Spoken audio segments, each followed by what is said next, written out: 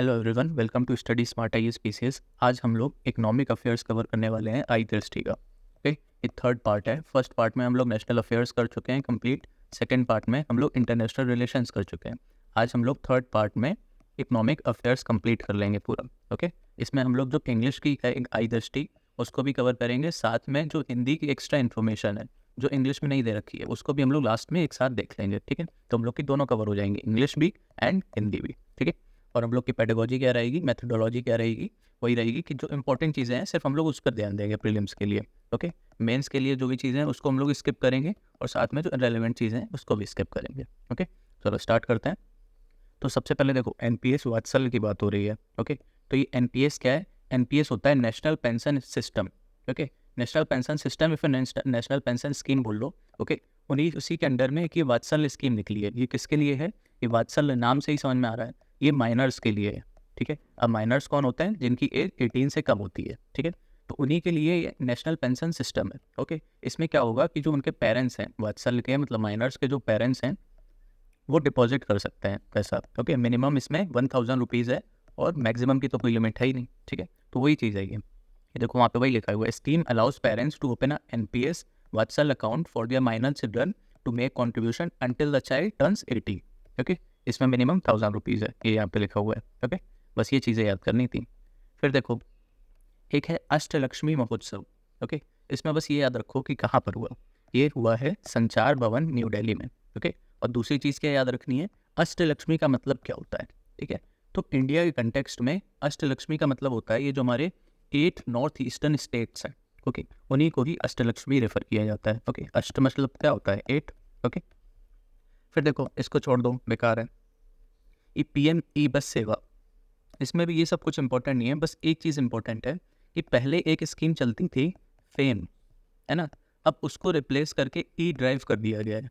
ठीक है, तो आपको बस ये पता होना चाहिए कि फेम और ई ड्राइव ये किसके लिए है? ये दोनों ही ई बसेस के लिए है। ओके, जो इलेक्ट्रिक बसेस चलती हैं उसके लिए है। बस इतना याद रखो, बाकी कुछ मत याद रखो। फिर देखो, 5 सक्सेसफुल ईयर्स ऑफ प्रधानमंत्री किसान मानधन योजना। ठीक है, तो इसके 5 ईयर्स हो रहे हैं, इसलिए पता होना चाहिए कि ये जो प्रधानमंत्री किसान मानधन योजना है ये किसके लिए है ना, इसके मतलब टारगेट ऑडियंस क्या है। ठीक है, तो इसकी जो टारगेट ऑडियंस है वो है स्मॉल एंड मार्जिनल फार्मर्स। ठीक है, बस इतना याद रखो, एसएमएफ्स, स्मॉल एंड मार्जिनल फार्मर्स। बाकी इसमें कितना आउटले है, क्या मिलता है, वो सब इंपॉर्टेंट नहीं है। इस पर फोकस किसका रहता है? स्मॉल एंड मार्जिनल फार्मर्स का। ठीक है, फिर देखो पोषण माह, है ना, पोषण माह, इसमें क्या याद रखना है, ये किसने कंडक्ट कराया? Ministry of women and child development ने। कहाँ पर कराया? Dhar district of Madhya Pradesh. Okay, तो एक तो वही मिनिस्ट्री कौन सी है, दूसरी कहाँ पर कराया, तीसरा इसी के अंडर एक प्लांटेशन ड्राइव चला था, है ना, पोषण माह में ही एक प्लांटेशन ड्राइव चला था, उसका नाम क्या था? एक पेड़ माँ के नाम। ठीक है, तो 3 चीज़ें हमने याद कर ली, मिनिस्ट्री, कहाँ पर हुआ, और इसके अंदर एक प्लांटेशन ड्राइव था, उसका क्या नाम था। ठीक है, फिर देखो, एक टाटा ग्रुप ने अपना एक सेमीकंडक्टर फैसिलिटी बनाई है। कहाँ पर बनाई है? असम में, ये याद रखना। ठीक है, टाटा ग्रुप ने असम में सेमीकंडक्टर फैसिलिटी बनाई है। एक सेमीकंडक्टर फैसिलिटी मैन्युफैक्चरिंग चिप हम लोग ने ऑलरेडी देख चुके हैं, किसने करी थी? वो अडानी ने, है ना। किसके साथ करी थी? इजराइल का एक वो था टावर सेमीकंडक्टर, है ना, उसी के साथ पार्टनरशिप में कहाँ पर बना रहे हैं ये लोग? महाराष्ट्र में। ठीक है, तो 2 फैसिलिटीज़ याद रखना सेमीकंडक्टर से रिलेटेड, एक तो टाटा की बन रही है असम में और एक अडानी की बन रही है महाराष्ट्र में। महाराष्ट्र में कहाँ पर बनाएंगे वो भी नहीं पता है। ठीक है, फिर देखो, ये देखो एक है ये, हाँ, ये तो यूपीएस का है। ठीक है, यूनिफाइड पेमेंट स्कीम। ओके, इसमें अभी क्या, ये सब इंपॉर्टेंट नहीं है ना, एनपीएस जो इंपॉर्टेंट था वो हम लोग ऑलरेडी डिस्कस कर लिया है। ठीक है, इसमें बस एक चीज़ याद रखो कि यूपीएस को इम्प्लीमेंट करने वाला पहला स्टेट महाराष्ट्र था। ठीक है, यूपीएस को इम्प्लीमेंट करने वाला फर्स्ट स्टेट महाराष्ट्र है। ओके, फिर ये देखो ग्रीन टगिंग, ये सब इंपॉर्टेंट नहीं है। इसमें एक चीज़ ये याद रखना कि जो राशन शॉप्स होते हैं ना, पीडीएस वाले, पब्लिक डिस्ट्रीब्यूशन सिस्टम वाले, उनका रिनेम कर दिया गया है, उनको नेम करके जन पोषण केंद्र कर दिया गया है। ठीक है, तो ये चीज़ याद रखना, जन पोषण केंद्र, इसी से रिलेटेड 2-3 नाम और दे देगा ऑप्शन में, तो फिर वो कन्फ्यूजिंग हो जाएगा। ठीक है, तो ये याद रखना, राशन शॉप को अब क्या बोलते हैं? जन पोषण केंद्र। ओके, इस टाइप के क्वेश्चन पूछे गए हैं प्रीवियस ईयर्स में भी, है ना। फिर देखो, ये 8 नेशनल हाई स्पीड कॉरिडोर्स हैं, ये अपने काम की चीज़ नहीं है। ठीक है, आरबीआई ने एक पोर्टल लॉन्च किया है, उसका नाम क्या है? प्रवाह, ये हम लोग ऑलरेडी डिस्कस कर चुके हैं। ये किसके लिए था? ये गवर्नमेंट सिक्योरिटीज़ के लिए था, बस इतना याद रखना था। किसने लॉन्च किया? आरबीआई ने। किसके लिए? गवर्नमेंट सिक्योरिटीज़ के लिए, ठीक है। अब देखो प्रवाह पोर्टल गवर्नमेंट सिक्योरिटीज़ के लिए, तो हम लोग कंफ्यूज हो सकता है ये सेबी ने लॉन्च किया हो, है ना। तो इसमें कंफ्यूज नहीं होना, ये गवर्नमेंट सिक्योरिटी वाला जितना भी काम होता है वो सब आरबीआई करता है, ठीक है। बाकी जितना इक्विटी मार्केट वाला होता है वो सब सेबी करता है, ओके। तो बस इसमें यही याद रखना था। इसका प्रवाह का फुल फॉर्म यहाँ पे लिखा हुआ है, platform for regulatory application validation and authorisation, ठीक है। मतलब ये सारे काम किससे रिलेटेड होते हैं? गवर्नमेंट सिक्योरिटी से रिलेटेड ये सारे काम प्रवाह पोर्टल से होते हैं, ठीक है। फिर देखो सीडीपी सुरक्षा, है ना। अब ये किसके लिए सीडीपी सुरक्षा योजना? ये है disbursement of subsidies to horticultural farmers, ठीक है। हॉर्टिकल्चर के जो फार्मर्स होते हैं उनको जो सब्सिडी मिलती है उसके डीइम्बर्समेंट के लिए, ठीक है। इतना याद रखना है बस सुरक्षा के अंदर। फिर ये भारत टैक्स, देखो नाम से ही समझ में आ रहा है टैक्स है ना, तो टैक्स से क्या होगा? टैक्स तो है नहीं, टैक्स है ना। तो टैक्स से टेक्सटाइल, ओके। तो हम लोग नाम से ही गेस कर सकते थे, इसमें कुछ याद करने की ज़रूरत ही नहीं है। फिर देखो ये सब हटा दो, है ना। अटल सेतु ये सब अपने काम की चीज़ नहीं है। सूर्योदय योजना ये भी बहुत डिस्कस हो चुका है ऑलरेडी, हम लोग कर चुके हैं कि इसमें 300 यूनिट फ्री इलेक्ट्रिसिटी मिलती है ना। फिर देखो national programme on anganwadi cum Krish पलना, ओके। अब ये है क्या? आंगनवाड़ी कम क्रीश, ये एक्चुअली एक स्कीम है जो कि दूसरे एक स्कीम पलना के अंडर आती है, ठीक है। तो ये चीज़ याद रखनी थी। और दूसरा ये है क्या? ये है to meet the demand for quality child care facilities, ठीक है, and enable women to actively participate in the work force. समझ गए? अब दूसरी ये जो पालना स्कीम है ना, इसको भी देख लो। ये किसके लिए थी? ये थी safety security and empowerment of women के लिए, ठीक है। ये अम्ब्रेला स्कीम है, उसी के अंडर ही ये आता है, आंगनवाड़ी कम क्रीश, ओके। फिर MSME ministry launches 3 sub schemes under the RAMP programme, okay. अब इसको कैसे याद करना है? देखो इसमें 3 स्कीम है ना। ये बड़े बड़े नाम है, फुल फॉर्म है, हमको ये सब नहीं याद रखना है। हमको क्या याद रखना है कि जो गिफ्ट स्कीम हो गया, स्पाइस स्कीम हो गया और ओडीआर हो गया। सिर्फ इस नाम से याद रखो, गिफ्ट, स्पाइस और ओडीआर। ये किससे रिलेटेड है? ये तीनों ही एमएसएमई से रिलेटेड है, ठीक है। बाकी हम लोग इस वक्त कर ही लेंगे, इतना पता होगा तो, ठीक है।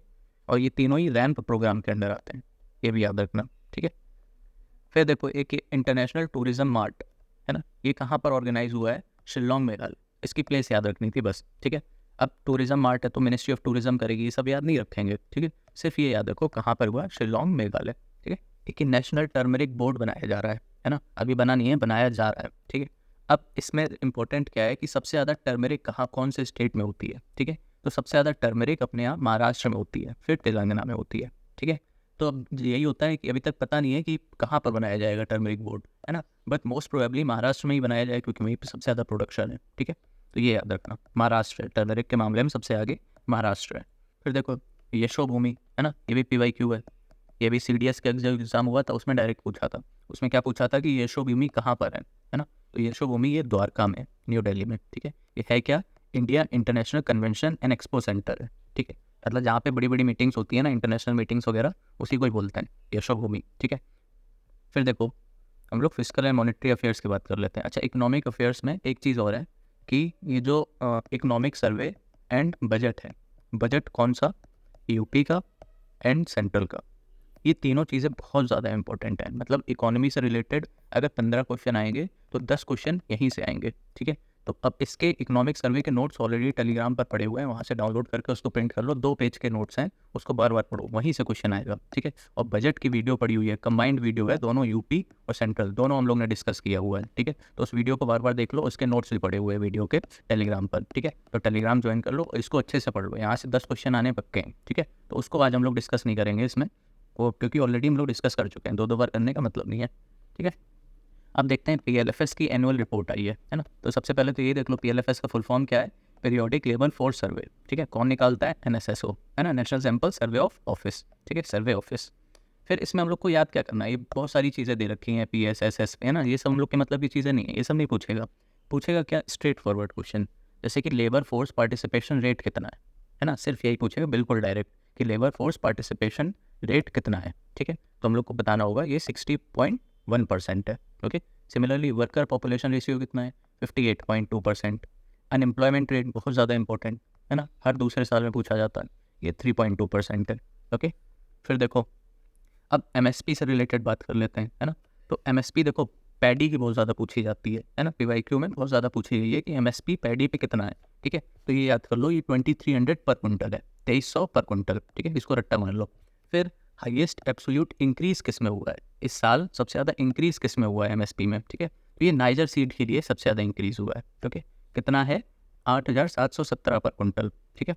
अच्छा, मार्जिन सबसे ज़्यादा किस में होती है, मतलब सबसे ज़्यादा प्रॉफिट किस में होता है फार्मर्स को, ठीक है। तो सबसे ज़्यादा प्रॉफिट बाजरा में होता है, ओके। 77% तक का प्रॉफिट होता है इसमें, ओके। फिर देखो, दूसरी चीज़ हमको क्या याद रखनी है कि एमएसपी खारिफ सीजन में सबसे ज़्यादा किसकी है ना। सिर्फ हाईएस्ट, ये पूरी टेबल बनी है, पूरी नहीं याद रखनी, सिर्फ हाईएस्ट याद रखो। किसकी है, सीसमम की, ठीक है। खारिफ में सीसमम की है, एंड राबी में लेंटिल, मसूर, ठीक है। मसूर की दाल होती है ना, उसकी हाईएस्ट है, ठीक है। तो सीसमम एंड लेंटिल इनकी हाईएस्ट है, ये याद रखना। अब देखो इंडिया का एक्सपोर्ट परफॉर्मेंस, है ना, कौन रिपोर्ट निकालता है, ministry of commerce and industry, ठीक है।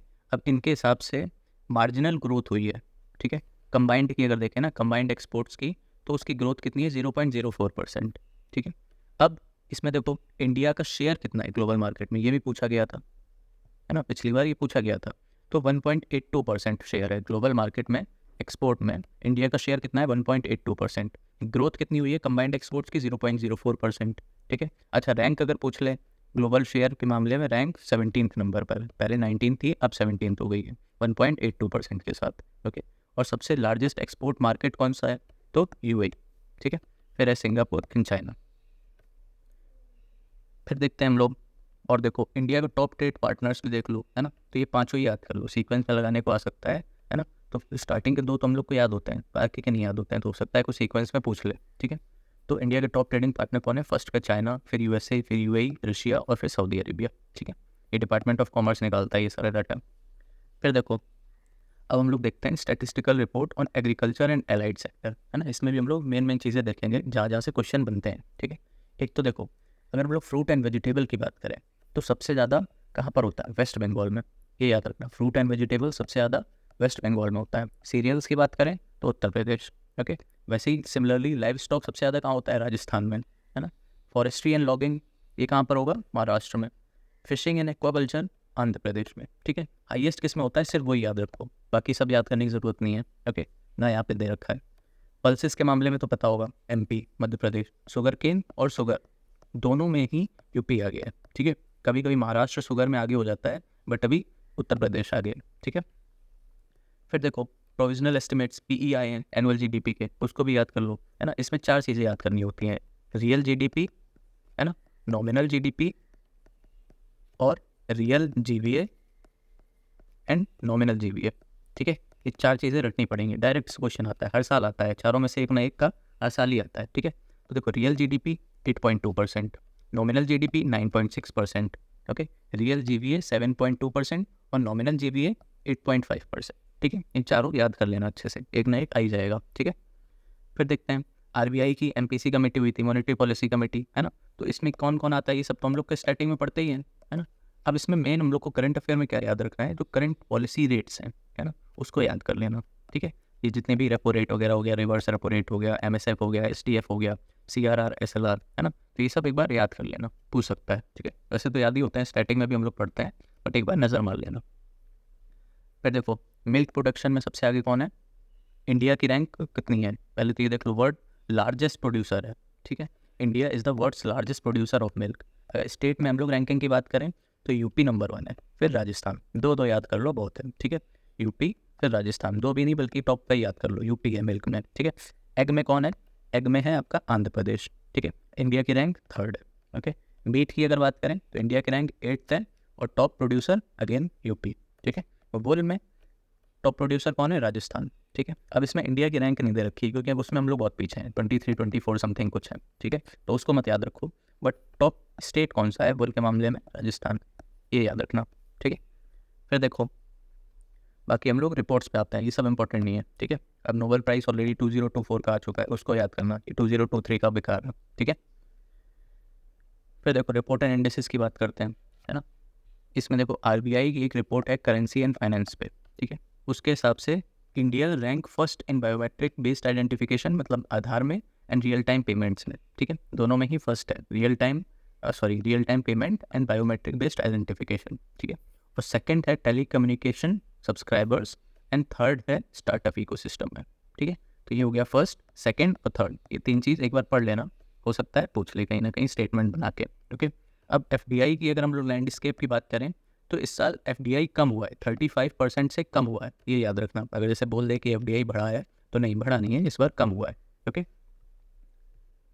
फिर ये देखो वर्ल्ड ड्रग रिपोर्ट वगैरह, ये सब तो लाइक कॉमन सेंस है, कौन निकालेगा, है ना। तो ये सब हम लोग याद नहीं करेंगे, जो चीज़ें पूछी जाती हैं और जो अलग हैं, कॉमन सेंस से नहीं की जा सकती, वो हम लोग देखते हैं। ठीक है, वर्ल्ड इन्वेस्टमेंट रिपोर्ट कौन बनाएगा?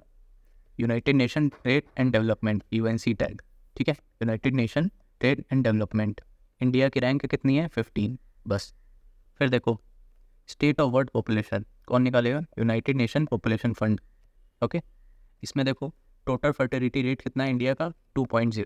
ठीक है, एग्जैक्टली 2.0 है। ठीक है, लाइफ एक्सपेक्टेंसी कितनी है? 71 है मेंस की और 74 है वुमेन की, ये याद रखना, पूछा जाता है ये। ठीक है, फिर चाइल्ड मैरिज रेट, ये अभी भी 23% है। मतलब कितना शॉकिंग है, ये चाइल्ड मैरिज रेट अभी भी 23% है। ये डाटा कब से कब का है? 2006 से लेकर 2023 तक का है ना। तो बिल्कुल ही रिसेंट ही समझ लो, 23% अभी भी चाइल्ड मैरिज होती है। ओके, वो तो मतलब रिपोर्टेड है, समझ लो, होती कितनी होंगी पता नहीं। फिर देखो time magazine global 100 most influential companies list, है ना, इसमें 3 कंपनी है, ये याद रखना। टाइम मैगजीन की टॉप 100 मोस्ट इन्फ्लुएंशियल कंपनीज की लिस्ट में 3 इंडियन कंपनीज है। कौन? Reliance, Tata and serum institute of India. Okay, फिर वरुण ये एक इंडेक्स निकालता है, ग्लोबल यूनिकॉर्न इंडेक्स। इसमें क्या याद रखना है? इंडिया की पोजीशन 3rd है। कितने यूनिकॉर्न्स हैं? 67। फर्स्ट पे कौन है? USA। सेकंड पे कौन है? चाइना। और थर्ड पर इंडिया। ठीक है, ये भी याद रखना। ओके, अब टॉप 10 यूनिकॉर्न्स, ये भी याद रखना। फर्स्ट पे कौन है? बाइट डांस, सेकंड पे SpaceX, थर्ड पे ओपनएआई। ओके, फिर ग्लोबल ट्रेड ओवरव्यू, है ना, ये कौन निकालता है? बस ये याद रखो, UNC टैग, है ना, United nation conference on trade and development. ठीक है, फिर लीड्स, है ना, इसकी भी रैंकिंग आई है अभी, लीड्स रैंकिंग, ये कौन निकालता है? Ministry of commerce and industry. ठीक है, अब ये लीड्स आता किसके अंडर है? ये लॉजिस्टिक परफॉर्मेंस इंडेक्स, इसी की लाइंस पर आता है। ये कौन निकालता है लॉजिस्टिक परफॉर्मेंस इंडेक्स? ये वर्ल्ड बैंक निकालता है, ये भी याद रखना। ठीक है, अब लीड्स में देखो रैंकिंग हर एक स्टेट की आती है, ये देखो हर एक स्टेट की रैंकिंग दे रखी है। हमें हर एक स्टेट की नहीं याद रखनी है, हम लोग यूपी का एग्जाम दे रहे हैं, यूपी PCS, तो सिर्फ उसी की याद रखो। ठीक है, बाकी बिहार का भी याद कर लो, है ना, BPSC वाले बिहार का याद कर लो, यूपी PCS वाले यूपी का कर लो। ठीक है, तो क्या याद करना है? बिहार कौन सी कैटेगरी में है? बिहार और उत्तर प्रदेश दोनों ही एक तो लैंडलॉक्ड कैटेगरी में है। ठीक है, अब यूपी है अचीवर्स की कैटेगरी में और एस्पायरर्स की कैटेगरी में है बिहार, बस इतना याद रखो। ठीक है, फिर डेल्टा रैंकिंग, है ना, डेल्टा रैंकिंग निकली है ABP की। ABP क्या है? एस्पिरेशनल ब्लॉक्स प्रोग्राम, है ना, ये कौन निकालता है? नीति आयोग। ठीक है, तो इनके हिसाब से टॉप पर कौन है? तिरयानी ब्लॉक। ठीक है, ब्लॉक की रैंकिंग्स, है ना, तो सबसे टॉप पर कौन है? तिरयानी ब्लॉक, ये याद रखना। ठीक है, तिरयानी ब्लॉक ये कहाँ पर है? तेलंगाना में। और सेकंड पर है कौशाम्बी, है ना, ये तो पता ही है हमको, यूपी में ही है। ठीक है, तो 2 याद रखना बस, Tiryani block first, second Kaushambi. फिर माइग्रेशन एंड डेवलपमेंट ब्रीफ 40 कौन निकालता है? World bank. ठीक है, अब अगर हम लोग रेमिटांस की बात करें, ठीक है, तो इसमें 2 चीज़ें याद करनी होती है। एक तो एब्सोल्यूट वैल्यू में कौन सबसे आगे है, और एक as a percentage of GDP में सबसे आगे कौन है। ठीक है, तो एब्सोल्यूट में इंडिया, देन मैक्सिको। ठीक है, और परसेंटेज ऑफ GDP में टोंगा, फिर तजाकिस्तान। ओके, पहले ये तजाकिस्तान फर्स्ट पे था, ये याद रखना, अब टोंगा हो गया है। Okay, Tonga then Tajikistan. Index of economic freedom, India की रैंकिंग कितनी है? 126। ठीक है, निकालता कौन है? एक थिंक टैंक है, द हेरिटेज फाउंडेशन। ओके, फिर फॉर्चून ग्लोबल 500, है ना, इसमें 2 इंडियन कंपनीज है, कौन कौन सी? रिलायंस और LIC। ठीक है, वर्ल्ड की हम लोग बात करें तो इसको भी याद कर लो। ठीक है, नंबर 1 है वॉलमार्ट, फिर अमेजॉन, फिर स्टेट ग्रिड, सऊदी अरेमको एंड सिनोपैक।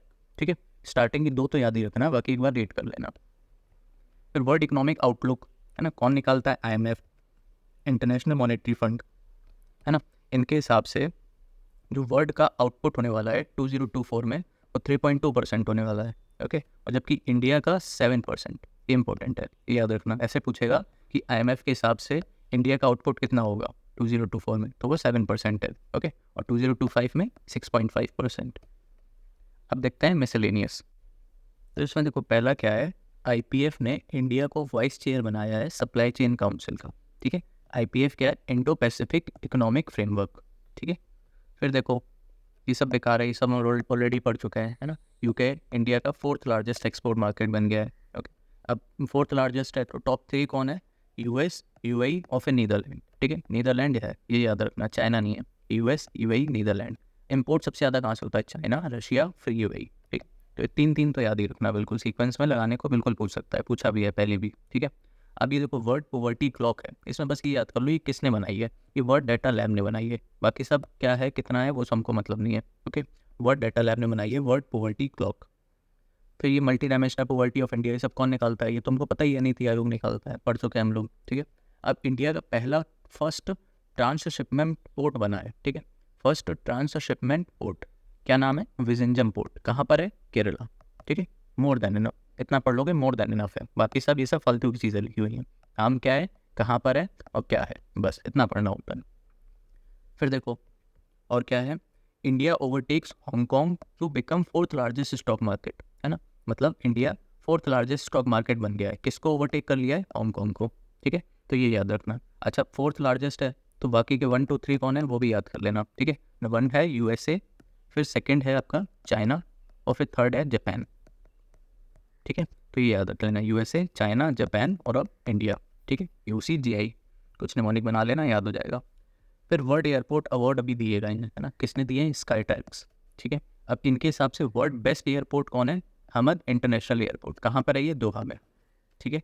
और वर्ल्ड क्लीनेस्ट एयरपोर्ट कौन सा है? टोक्यो का हनेदा एयरपोर्ट, ठीक है। तो ये दो नाम याद रखना, हमद एंड हनेदा, दोनों ही एच से हैं तो याद हो जाएंगे इसलिए, ओके। इंडिया के भी कुछ हैं, है ना, बट उनकी रैंकिंग इतनी अच्छी नहीं है, 36, 59, 92, तो ये सब स्किप कर दो, ये सब नहीं पूछेगा, ओके। अच्छा हाँ, ये चीज़ याद है, इंपॉर्टेंट है कि आईजीआई जो है international, sorry Indira Gandhi international airport, इसको बेस्ट एयरपोर्ट इन इंडिया का अवार्ड मिला है, ठीक है, best airport in India in south Asia. जबकि राजीव गांधी इंटरनेशनल एयरपोर्ट, इनको क्या मिला है? Award for the best airport staff, ठीक है। और कैंपेगौड़ा ये बेंगलोर में है ना, इसको क्या मिला है? Best regional airport in India, है ना। तो और क्लीनेस्ट भी इसको इसी को मिला है, तो ये याद रखना, best airport IGI, best airport staff Rajiv Gandhi और क्लीनेस्ट और बेस्ट रीजनल कैंपेगौड़ा, ठीक है। तो ये इंपॉर्टेंट है, इसको ज़रूर याद कर लेना, इसको मार्क कर लेते हैं, ठीक है। चलो फिर देखते हैं, ये ग्लोबल बायो इंडिया हुआ है ना, कहाँ पर हुआ है? न्यू दिल्ली में, इतना ही याद रखना है। फिर देखो उत्तर पूर्वी महोत्सव, है ना, अब इसमें हम लोग कंफ्यूज हो सकते हैं, उत्तर पूर्वी है नॉर्थ ईस्ट, है ना, तो नॉर्थ ईस्ट में हुआ होगा, बट ऐसा नहीं है, ये उत्तर पूर्वी महोत्सव ये प्रगति मैदान न्यू दिल्ली में हुआ है, ठीक है। तो कंफ्यूजिंग पॉइंट है इसलिए याद रखना। फिर साथी 2.0 पोर्टल, है ना, ये सेबी ने निकाला है, ठीक है। अगर इतना याद रहेगा साथी 2.0 सेबी ने निकाला है, तो बाकी तो फिर हम लोग कर ही लेंगे। किसके लिए होगा जब सेबी निकाल रहा है? इन्वेस्टर्स के लिए, है ना। तो वही चीज़ है यहाँ पे, किसके लिए है? Investors to manage their personal finance more effectively, okay. तो साथी 2.0 बस ये याद रखना, कौन निकालता है, किसने निकाला है? सेबी ने, ओके। फिर देखो इंडिया का first national highway steel slag road बनाया गया है ना, तो कहाँ बनाया गया है? मुंबई से गोवा नेशनल हाईवे, ठीक है। और किसने बनाया है? CSIR ने, ठीक है। स्टील स्लैग पता होगा, तो स्टील का वेस्ट प्रोडक्ट निकलता है ना, स्लैग, स्लैग मतलब वही जो बाय प्रोडक्ट होता है, उसी से ही बनाया गया है ये, ओके। CSIR ने बनाया, ये इंपॉर्टेंट है, ये याद रखना। फिर जापान ने अभी अपने जो नोट्स हैं, बैंक नोट्स हैं, उसमें होलोग्राफिक टेक्नोलॉजी यूज़ करना स्टार्ट कर दिया है ना। जैसे इंडिया में जो लोग बोलते थे ना कि चिप पड़ी हुई है नए नोटों में, 2000 की नोट में, है ना, तो वही काम अब यहाँ पे हो गया है, होलोग्राफिक टेक्नोलॉजी आ गई है बैंक नोट्स में, है ना, एग्जैक्टली चिप नहीं है बट होलोग्राफिक है, ओके। फिर देखो India's first multi modal logistic park, ये कहाँ पर खुला है? चेन्नई में, ठीक है, बस इतना याद रखो, मल्टी मॉडल लॉजिस्टिक पार्क कहाँ खुला है? चेन्नई, ठीक है। अगेन रिलायंस ने ग्लोबल इकोनॉमिक हब बनाया है, कहाँ पर? नवी मुंबई में, है ना। और वाराणसी में एक एयरपोर्ट खुला है, उसका नाम क्या है? लाल बहादुर शास्त्री एयरपोर्ट, ठीक है। तो नाम याद रखना बस, जैसे अपना लवासना है उसी नाम पर है ये, लाल बहादुर शास्त्री इंटरनेशनल एयरपोर्ट, ठीक है। फिर देखो India to become world's third largest ecommerce market by 2030, ये चीज़ याद रखना, ठीक है। थर्ड लार्जेस्ट हम लोग बनने वाले हैं, अभी हम लोग फोर्थ हैं, ठीक है। फिर देखो वर्ल्ड की फर्स्ट CNG मोटरसाइकिल निकाली है, किसने? बजाज ऑटो ने, है ना, ये इंपॉर्टेंट है। अगेन ये सब इतना इंपॉर्टेंट नहीं है ना, ये सब बेकार की न्यूज़ हैं, पूछी नहीं जाएंगी। World's largest renewable energy park कहाँ बना है? ठीक है, तो ये याद रखना, ये खबड़ा में बना है, ये खबड़ा कहाँ पर है? गुजरात में, ठीक है। ये वर्ल्ड का लार्जेस्ट रिन्यूएबल एनर्जी पार्क है, इसलिए इंपॉर्टेंट है, ठीक है। फिर फ्लैश पे, है ना, ये कॉन्टैक्टलेस पेमेंट के लिए ये किसने निकाला है? फेडरल बैंक ने, है ना। बैंक से रिलेटेड एक ना एक क्वेश्चन ऐसे पूछ लेता है, तो इसको याद रखना, फ्लैश पे फेडरल बैंक, ठीक है। अच्छा फर्स्ट UPI ATM है ना, ये भी हम लोग ने पढ़ा था, तो इसको भी याद रखना। यूपीआई ATM किसने निकाला है? हिटाची बैंक, ठीक है, हिटाची ने। फिर देखो 100% FDI अलाउ हो गई है स्पेस सेक्टर में, इसको याद रखना। जैसे पूछ ले कि स्पेस सेक्टर में कितनी % FDI अलाउड है, तो अब 100% अलाउड है, ठीक है। पहले 74% थी, बट अब 100% हो गई है।